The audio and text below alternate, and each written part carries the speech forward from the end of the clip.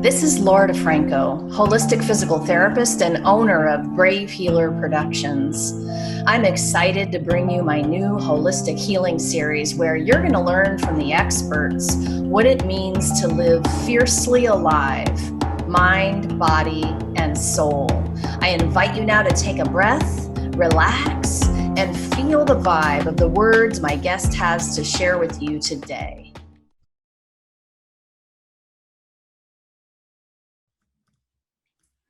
Welcome, everybody. Oh my goodness, I'm so happy to be here with 4 of the author experts of The Ultimate Guide to Self-Healing, Volume 4. You guys, the collaborative badassery that has gone down in this book is amazing.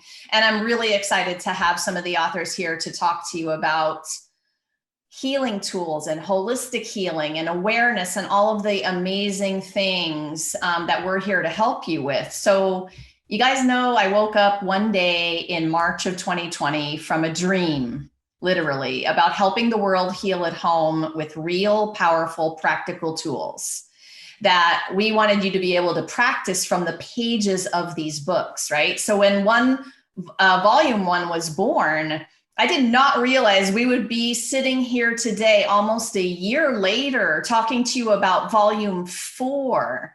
The journey has been incredible, and I'm so honored to be sharing the stories and messages and tools of these world-changing business owners in front of you today.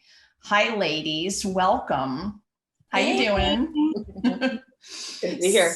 So today I have Meredith Vaish. She wrote chapter 5, Self-Listening, the one question pause for a life you love. She is a recovering overdoer. Anyone? I love that first line of your bio, seriously. Who left corporate for a year-long soul-batical.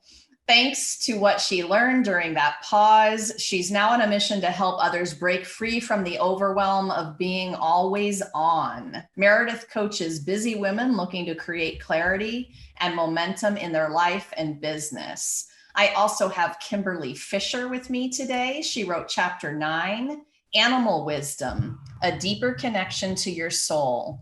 Kimberly is a master teacher in Reiki and Ayurvedic energy healing for people and animals. She assists with powerful, ancient, holistic treatments and strategies. Kimberly helps get to the core root of your obstacles and helps create an ideal environment for your body's innate ability to self-heal. Linda Eileen Miller is here with us today. She wrote chapter 4, Empowered Birth is Possible. Being educated makes it awesome. Linda is a self-published author, birth doula, therapist extraordinaire, and biohacks your cells and memories with authentic listening and gentle touch. Combining 2 decades with master level certifications in myofascial release and Reiki, sound healing, holding space for birth and pregnancy loss can make life beyond trauma possible. And lastly, Ektaa Rajani, she wrote chapter 23, Communion with Spaces, a boss lady's guide to a happy, healthy home. She's an intuitive Vatsu expert currently residing in Mumbai, India, is dedicated to co-creating prosperous homes, offices, and digital spaces. With over 6 years of experience, in addition to providing Vatsu consultation for land, homes, and temple projects, Ektaa also conducts group workshops with easy remedies to heal spaces. Y'all feel the power of the women in this Zoom room today? I hope so.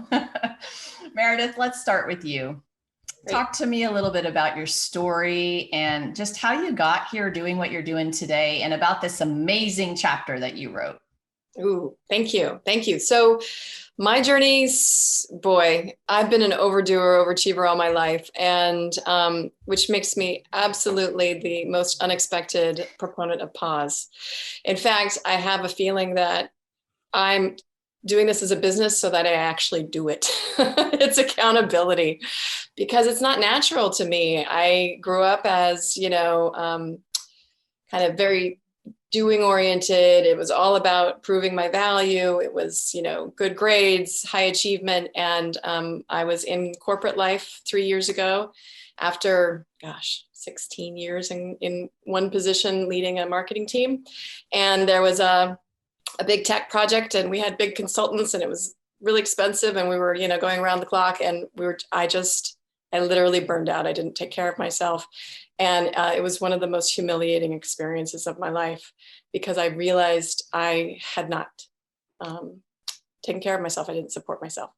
So in that tragedy of like a forced pause where I was actually forced to leave work, I really had to reconcile, who am I and how did I get here, right? How did I neglect myself so much?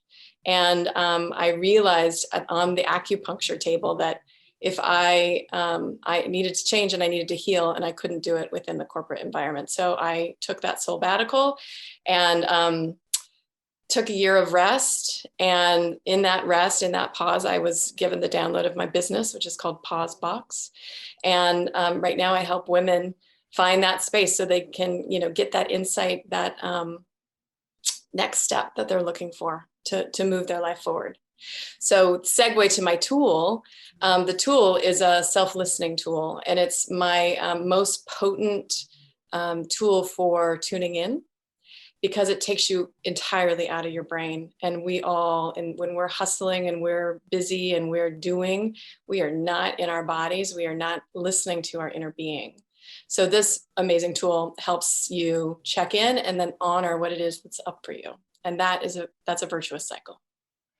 Yeah, I think listening and being in that body, sensing what you're hearing, feeling, all of it is really a foundational tool. And so I love this. I changed the word mindfulness to bodyfulness a while ago, because I really thought it was about being grounded in the senses of the body to listen. We're being given messages all day long, right? Oh, yeah.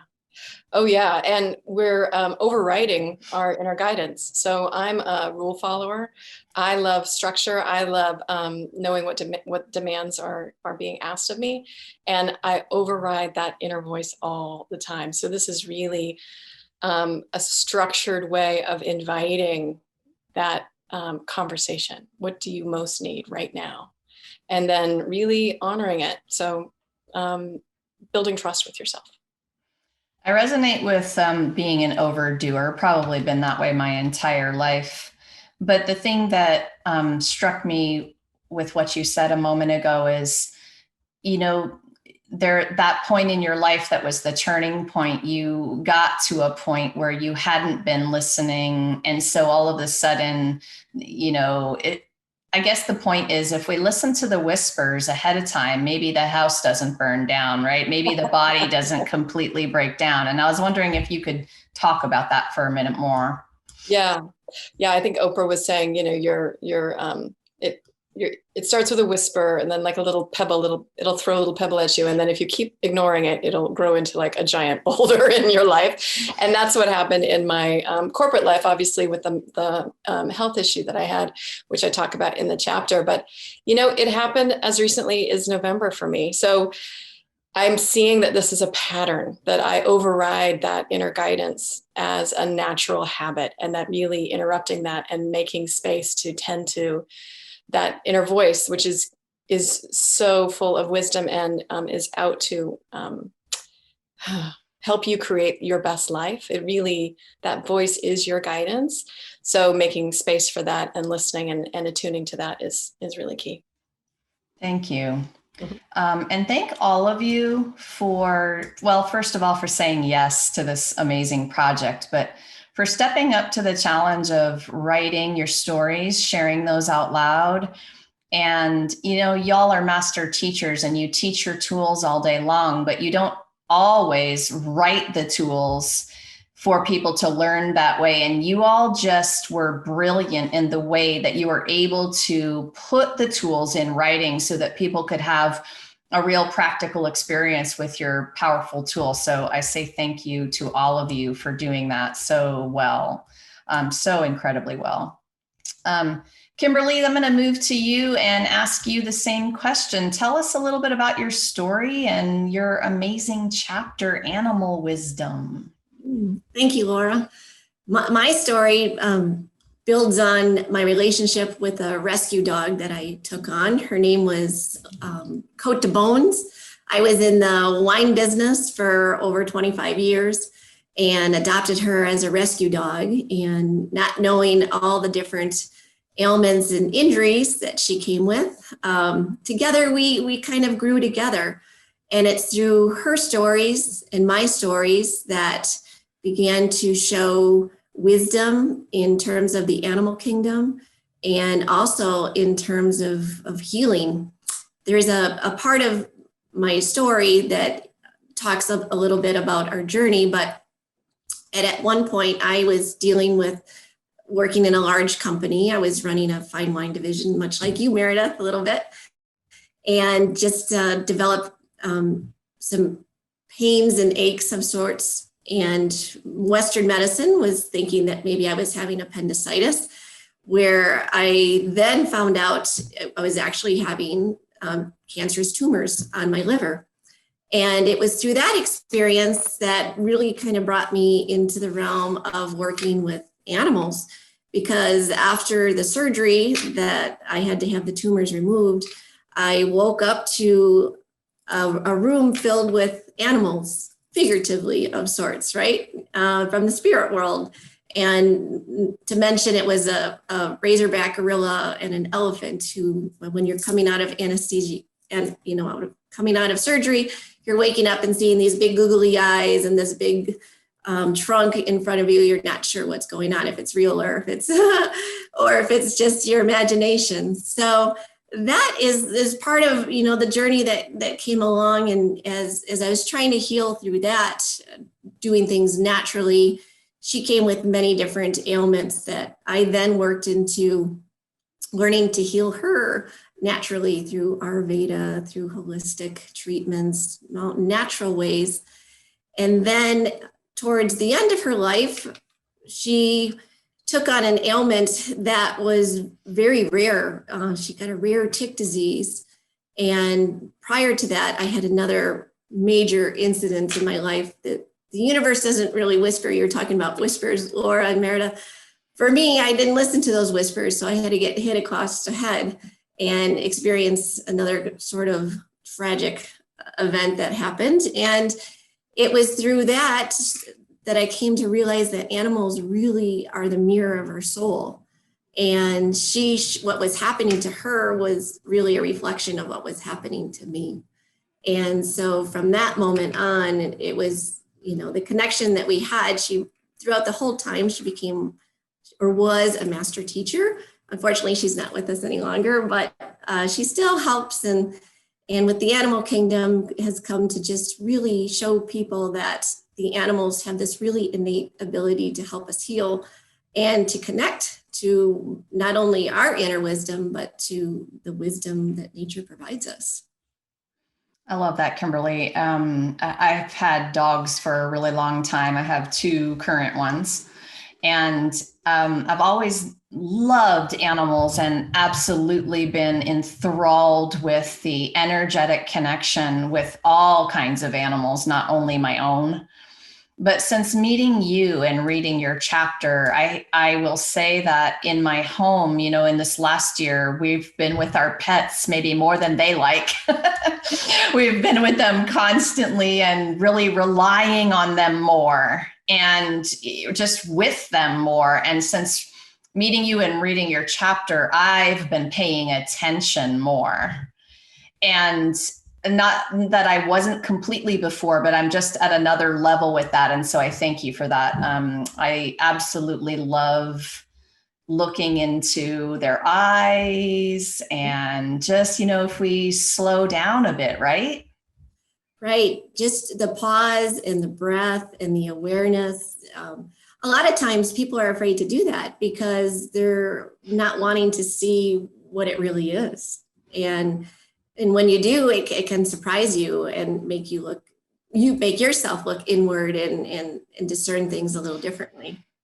Yeah, it's that powerful. That's a good point too. I think sometimes we don't pay attention because we're afraid of what is very plain, and what we see right in front of us. Thank you, Kimberly. So moving to Linda Eileen Miller, who wrote a beautiful chapter about the birth process. Linda, talk to us about your story and about this amazing chapter. Thank you, Laura. I'm sitting here already hearing how much our stories intersect each other. I was an unwed mother in 1969, and I chose to leave my home and my family and my friends and gift my child to strangers. Normally, when a woman is anesthetized, the first thing she sees when she wakes up is her child. But for a single unwed mom, that was not the case. And that stuck with me for a long, long time. I remember nurses that were judgmental, that were speaking about me as if I were deaf or not in the room. I remember the shame and the disrespect. And the last thing I remember before the anesthesia took over was hearing in the background the music to "You'll Never Walk Alone." And I had heard that song for many, many years at the Labor Day telethon that Jerry Lewis used to put on. And that imprinted in my heart that whole birth experience. And some part of me knew that we aren't meant to birth alone. We aren't meant to die alone. And during COVID, this really came up again, as I looked at all the people that were alone in their passing. My grief was profound. I did not name my son for almost 30 years because of the shame. I would only speak of him in whispers and called him, never gave him a name. And once I named him, then it all became real. It all became, he became real. And I knew what it felt like to birth without support. And I believe that he guided me, that Michael's birth guided me to becoming a doula. And so that's part of my story. And 7 years ago, I made that choice. And it's been an amazing experience. Amazing experience.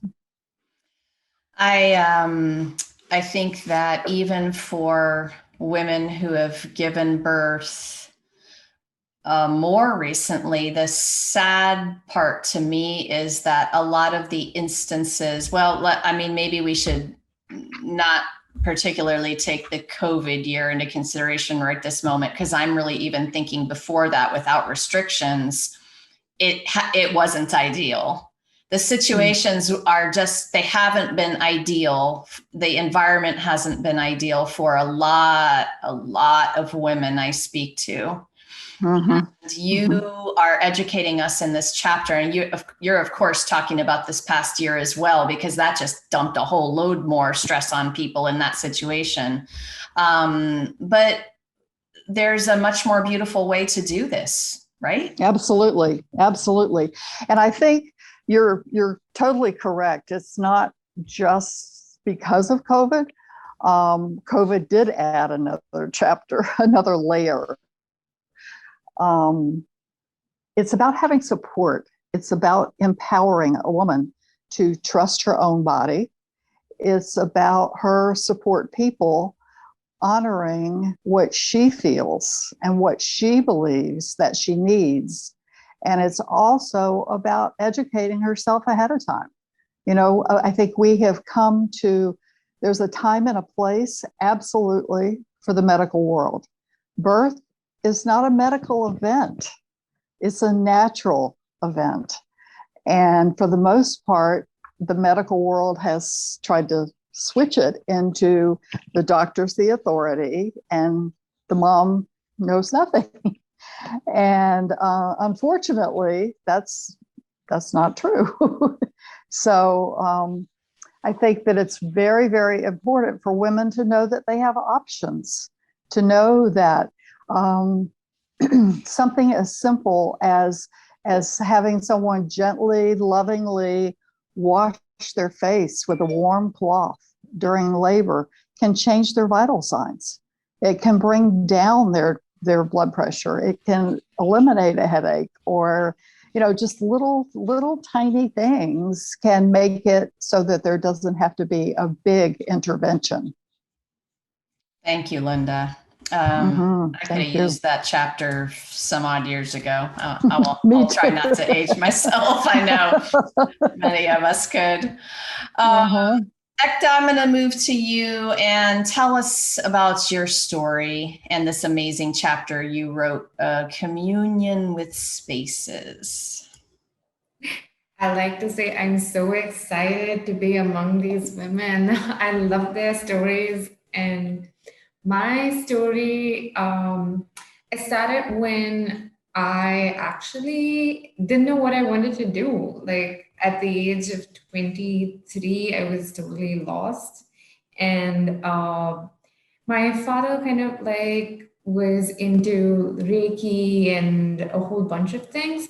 And he took a course in Vastu. So for the benefit of the viewers, Vastu is basically in a 3,000-year-old science. It's the ancient science of building sacred spaces. So it's a science that's used to build temples. And he started studying the science and he absolutely loved it. And he told me that, it's something that I should try. And when I took it up, I was just blown away that you could actually reverse engineer the manifestation process and create physical spaces that vibrated with the energy of the universe. And when you entered those spaces, you would come into alignment with the dominant vibration of the universe, which is absolute and unconditional love. So it began like that. And what started to happen is during the process of studying the science, I started to believe that building spaces was the only way to come into alignment. And what happened during COVID is I'm living in a house that is not built as per the sacred mathematics that's required, right? And there's no way to change pre-built homes to match that of the sacred spaces, right? And COVID made me realize that each space, by the very fact that it's on this earth and it's receiving energies from the earth and from the cosmos, can be sacred. It can just be conscious because it exists, and to just tap into the energies of the home and ask it to support you, especially in a time like COVID, where everyone's in each other's physical space, emotional space, mental space, it can get really hard and it can get really overwhelming. And during this time, I actually asked my house to support me in doing the physical work that required to take care of the house and also give me space otherwise. I love that so much. I'm just writing down a note. So I wonder, viewers, listeners, have you ever asked your house to support you? Right? Like a special sacred prayer to this wonderful structure that supports you every day. But, do you ever talk to it? Like, I always would joke, and I'm kind of thinking about Kimberly right now, because I would joke about walking around the house alone, being by myself in the house with my dogs, and I would be having good conversations with my animals all the time. But we could have a conversation with our house too, which I love. Ektaa, I want to ask you a question about what you said in terms of, you started to understand that you could build a structure in a place and in such a way that you would be in that perfect alignment. I'm assuming that's even like latitude, longitude, and the way that it faces and all the different things, right? So you're making me think of a vortex. Have you heard that word? Yes, I heard it. Yeah. So tell us about that a little bit more. And would you want to pick how do you even know? Yeah. So there are a whole bunch of tests that need to be done on the land to assess whether it has all the necessary things to support human habitation. So you can look for signs. So if there are bones or there are anthills, or there are some stuff that are considered inauspicious that are mentioned in the text. So they are signs that that's not good for human habitation. And then we actually, in the book, I have actually spoken about a tool, how you can connect with the space around you and actually feel the energy of it. And once you're connected to it, you know whether it's, it'll call out to you if it's good, and it will give you a sign if it's not good. So that's one of the intuitive ways to figure out, whether it's a good piece of land, if you should construct a home on it. And apart from that, it has to be aligned to the Earth's grid so that the energy of the Earth flows into it seamlessly. So it's on true north, true east. Yeah. So the alignment matters, the quality of the land matters, and then we have the sacred measurement that sort of like tops it off. And we also, in the Indian system, we take care of something called as nakshatra, which is your, you have sun signs, you have nakshatras, and we sort of build the sacred space in alignment with your sun sign. So keeping in mind the energies of you, your family, your dogs, everyone, and we sort of create a home that is vibrationally great for everyone. I love this. This topic fascinates me. Okay, so for all of you, I'm going to be asking this next question, but I'm actually going to stick with Ektaa for the first answer. I feel like in our tools that we're offering in this book, it's really a toolkit of awareness practices, and really healing is all about awareness. With awareness, we get choices, and that's a huge gift on a healing journey, right? And it turns me on, because you can choose good stuff like love and joy and gratitude every single moment, no matter what is happening to you. So my question first to you, Ektaa, is how important has awareness been on your journey? Tell us a little bit about your personal journey and practice. So I think my awareness has been expanding, as I did different modalities.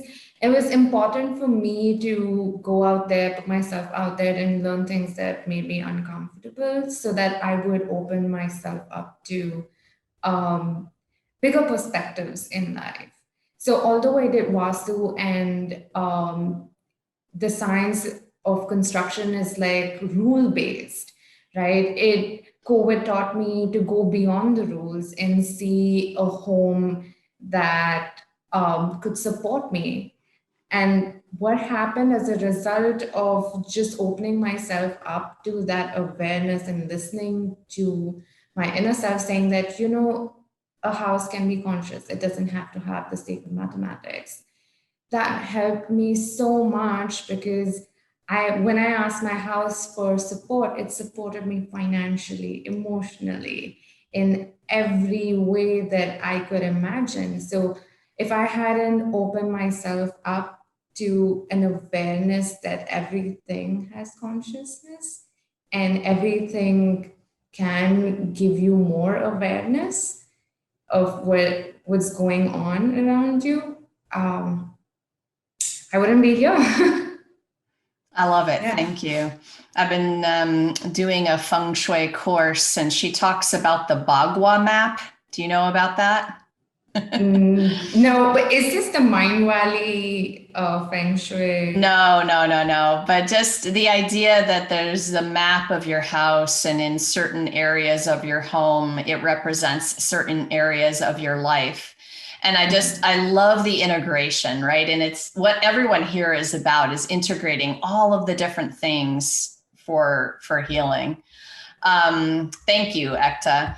I'm going to move to Linda. Linda, talk to me about awareness. I know you and I could have this conversation all day long, girl. All day long. I think awareness is just, without it, we're just completely lost. And I love the way that you have changed that with awareness. There is a choice, because that's what my chapter is about, and that's what my life is about. And I've lived most of my 30 years in a holistic approach.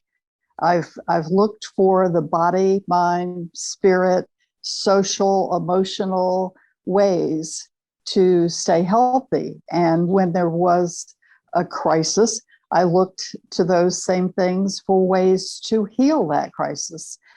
And I think that awareness for me means you also know when you've reached that place where you may have to divert. You may have to step into the medical world. And as a young child, I learned to mistrust the medical world very early. So that was part of what took me in a more holistic direction. This morning at 8 o'clock, I realized I had to step into the medical world. And it was a very scary feeling. And my awareness took me to, I've done A, B, C, D, E, and that hasn't changed the issue. So now I have to go in another direction. And it's about not being rigid. It's about being open. It's about being trusting on all levels, and not eliminating any aspect, because there is a time and a place for the medical, even in a holistic lifestyle. And I think that that's part of my inner knowing, is that when it's time to make a different choice, then I have to trust that. Yes, I love this. This is so important. It makes any decision you're making, the awareness gives the feeling of empowerment in it. Absolutely. And not powerlessness, which is sometimes in Western medicine how we feel, with other people making the decisions. Yes, thank you for that. Thank you. Kimberly, how about you? Talk to me about your personal practice of awareness and how important that's been to you on your journey. Yes. Awareness for me comes in a couple of different shapes and sizes. And part of it can be with the nature and the surroundings along with the animals. The message is that we're all animals, so to speak, and we're all part of nature. We're all part of energy. And when you open yourself up to all of that, it allows you to see things in a much clearer, bigger picture of your life and the life around you. If you're not grounded, so part of awareness for me is if you're not grounded, you're not able to see what's in and around you. Awareness deals with what's inside as well as what's outside. And for my practice, the animals come in as teachers. They come in as messengers with my clients to help give them ideas or images or messages that are on a subtle form, but almost in a humorous or comical sort of way. Because if you can get information on your own, and that's what the animals sort of help us to do. They give us guidance, but it's up to us to discern what those messages really mean or how they relate to us.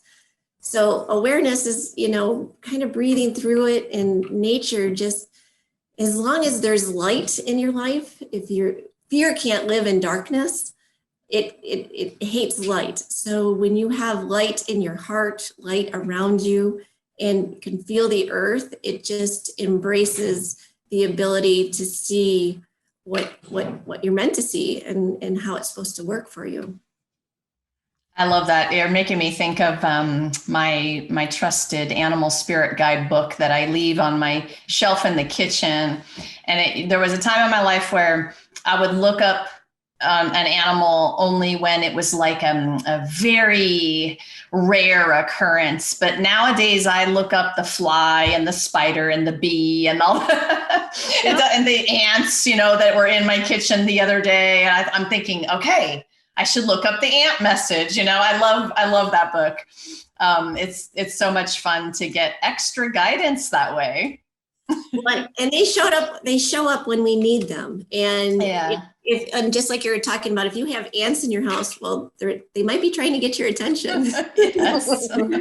No doubt. Well, I would like to build on the light, because I so relate to Kimberly's description of, I was thinking what awareness is for me in my experience. It has been turning on the light, because when you live your life in autopilot and you're rewarded for all the external achievement you do and the busyness that you have, you're kind of on, lights are dim inside, they're all shining out. So for me, and what awareness has been for me, is really getting into the being versus the doing, turning on the lights internally, looking at the furniture, seeing the relationships, that amongst the objects in the room that I'm, inhabiting. And I just feel that we live a life of such distraction, and even honorable distraction. Being, a good productive worker is a very honorable way to distract yourself. We can watch TV, we can, do a lot of escapism, but if there is a place in your life where you could just take that pause and really turn on those lights inside and get super aware of who you are, how you're feeling, what's coming up for you, I think that is a game changer, and it really catapults you forward in your life. I love that. Yes. Thanks for taking that in that direction. Any other ways you want to talk about awareness and how you've practiced? Meredith? Oh, sorry. Yeah. Well, I structure my pause days. I literally put a pause together for myself where I take myself out of my normal habits and my normal routines. I bring in a lot of inspiration. So maybe it's contemplative poetry, maybe it's dance. I do a lot of temple dancing, kind of dancing with prayer in my heart. What else happens on those days? Great, walking. I mean, walking and awareness seem to go hand in hand a lot. I think that's an easy one for people to start with. Well, I'm going to put in my 2 cents in that. The thing is that we have to be conscious in those activities. You're just making me think it with the walking, right? Because I love going for walks, especially like in the woods, really just a nature walk. However, if I bring my phone with me and I don't consciously choose to stick that in my pocket for the walk and really be present, then the nature walk isn't going to give me the connection I really wanted, right? And so I think in any of these times that we choose, we have to be conscious of that awareness is the beginning part of the awareness, right? And then we can be present for whatever gifts come. And oh my gosh, a nature walk, I don't know about you guys, but that's an instant poetry channel for me. Instant, yeah. Did you ladies want to say something about that, or were you just me too? I did. Okay, yeah, go for it. In the wilderness, there's a thing called situational awareness. And if I do a lot of backcountry hiking in the mountains and so forth. So situational awareness deals with knowing your surroundings, and more importantly, knowing how to predict. You plan for the worst and hope for the best. So when you're talking about walking out in nature, how often when you're walking out in nature, have you thought about all the different things that could be happening around you? It's not just the trees, but it's what the type of activity that could be taking place amongst you and around you that you can feel in and tap into. Yes, love it. Ektaa, you wanted to add something? Yeah, I usually just step out into nature, especially after COVID, right? It is important to go out and actually get a sense of the universe and something greater than you.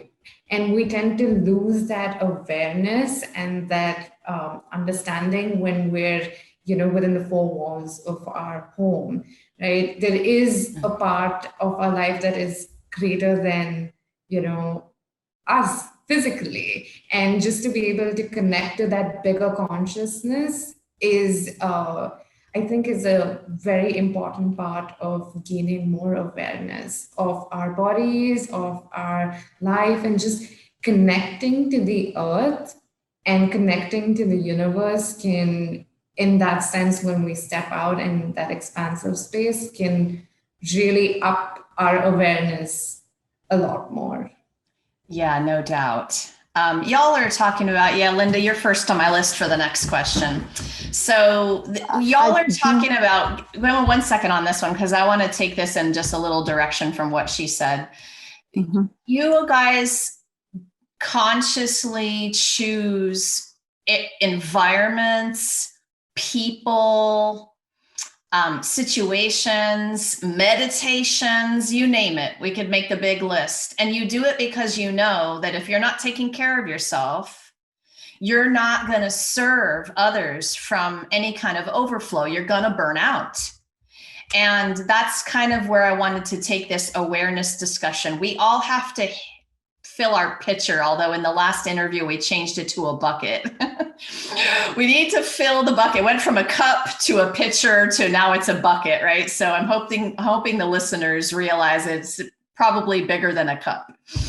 And you guys do different things to fill that bucket and serve from an overflow. And this is so important if you help other people for a living, like every single one of you does.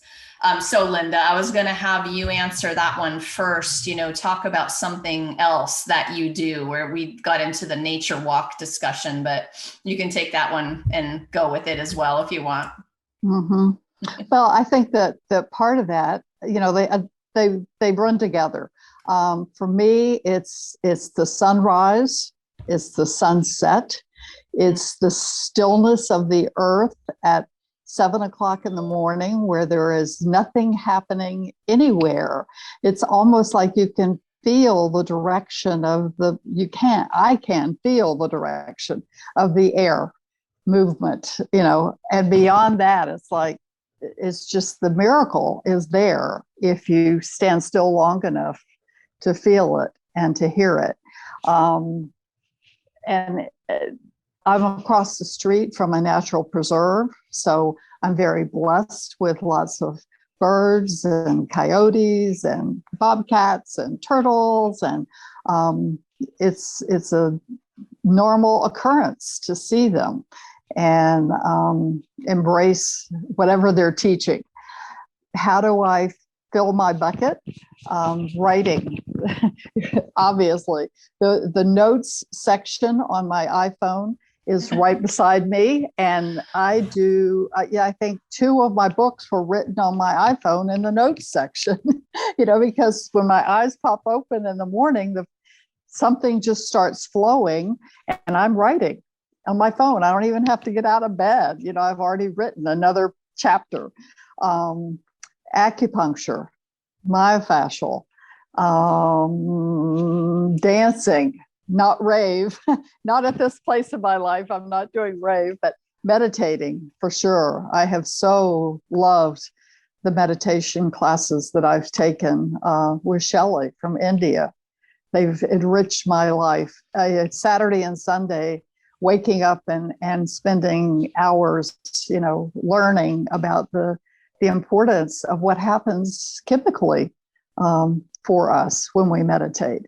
And it's like, it's the same thing that happens in birth with creating oxytocin in the body, dancing and hugging and sex and all laughter, all those things create oxytocin. So we don't have to go into the chemical of Pitocin in labor. Our bodies have what we need. We just need to listen. I'm going to back up a minute to a quote I quoted you on, and it is, "The miracle is there if you stand still enough to feel it." And so when I'm in nature, I'm always feeling that way. I love that. Thanks for that one, Linda. Thank you. Yeah. Sure, Meredith, go for it. You go next. Talk to us about filling your bucket. Yeah, I loved how Linda took us through kind of our routines and I have a really powerful morning routine that I've evolved into, because it's all about your energy and how you're showing up and kind of creating that life experience that you want to create. And so some key questions that I ask myself every morning are, one is, how do I want to feel? How do I want to show up energetically today? One is, there's always something I can forgive myself for. So just the act of self-compassion is really important to me, especially with my racing mind. And of course, there's forgive yourself. How do you want to show up? And then there's a new column I just added, which was, what do I want to ask for? Like literally ask my guides, my house, now that I know that I can ask my house for it, what do I want to ask for and receive? And I feel like that's such a beautiful place to start your day. And it fills my cup because it fills me up. I'm already full. I start the day full. And then the depletion doesn't happen as rapidly. Beautiful. I have a feeling there'll be at least 4 more of us talking to our houses tonight after this interview. Kimberly, how do you fill your bucket? I agree with a lot of what both of you have said, Linda and Meredith. Meditation is super important for myself. But in the morning during my meditation, oftentimes I call it vitamin me, right? So not only are you out in nature, that's where you're getting your vitamin, but in the meditation process, I'm always asking, how can I be of service to you, to the universe, to the earth, to the world? Because I want to be that person to not make it about me and just start with gratitude in order to serve the community, or more importantly, to commune with Mother Earth. And I absolutely love taking salt baths. I don't know about the rest of you, but the art of baths, I think, have just kind of decreased over the years. Everybody takes showers, and there's nothing more warm and rejuvenating than taking a salt bath with Dead Sea salts or Himalayan salts. It's just very nourishing. And some other things, I like to cook. So it's always about experimenting and trying new recipes and playing around with all your different senses. So whenever I can engage, part of what I do in my healing with people is having them engage in all their senses. So it's important that I keep those alive, and cooking tends to tantalize my senses quite a bit. Love that one. Yes to that for sure. Ektaa, how about you? What's another way that you fill up? So I usually start my day with, as soon as I'm like half awake, half asleep, the first thing I tell myself, everything is always working out for me. It's a very powerful statement that I repeat to myself every now and then. And the other way that I fill my cup, and this is a more conscious process, is every time I have like this rant go on, like a negative rant go on in my head, then I consciously pause and shift to a happy thought, or just remind myself that things are actually working out for me. So I try to focus my attention on all the good things. So that's one way that keeps me going. And I also ensure that I get a lot of time away from the screen. And at least for half an hour in the day, just like go out, lie down in the grass and listen to something that's fun for me, like a YouTube video, meditation, something. So that I release all the thoughts that have been accumulated during the day. It could be, I mean, it's a meditation of sorts, but yeah, just mostly, in nature. So I can connect to the energies of the earth and have that sort of, contribute to my body. And yeah. I love it. I love it.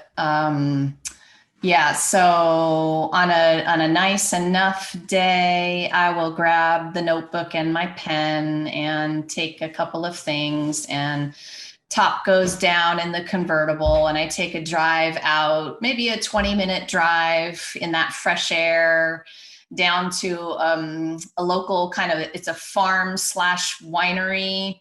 And I'll drive out all the way out to the point where I get to the little gravel road, right? So you have to drive a little ways to get to the gravel, take my notebook, find the picnic table, and just breathe the fresh air and do some writing. Usually it's a poem, like I was talking about earlier. It's one of the things I absolutely love to do.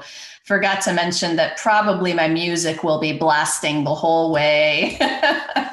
It's an instant vibe shifter, some great music, right? Sing at the top of my lungs. Nobody has to hear. It's all good.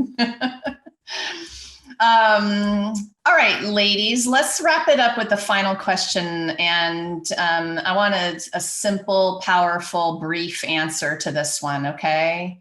So we have a lot of people listening today, and they love this conversation. They are hopping on this healing journey with us today as we're having the conversation. But it's been a freaking hard year, and there are people still really, really struggling. So Kimberly, what one simple way would you offer some support for them to just get onto this healing journey? I would suggest to them, or even mention, a lot of us that are here today, who are all part of this book, have been through some sort of story that's being shared. So we've all been there. So there's a place to know that you can be supported even just by reading this book and some of your other books that you've offered too. But know that there's options out there, that they have the ability to talk to people, to research and learn and find what works for them, what feels and resonates best for them. They don't have to do it alone. I think that's the biggest thing. It's know that we're here, even though we're isolated at some point. You still have the ability to connect, and we're all here to guide and support. Perfect. Thank you, Kimberly. Ektaa, I'm going to you with this one. What words of support would you offer the listeners today? I'd like to tell them that they need to hold a space of compassion for everything that they're going through.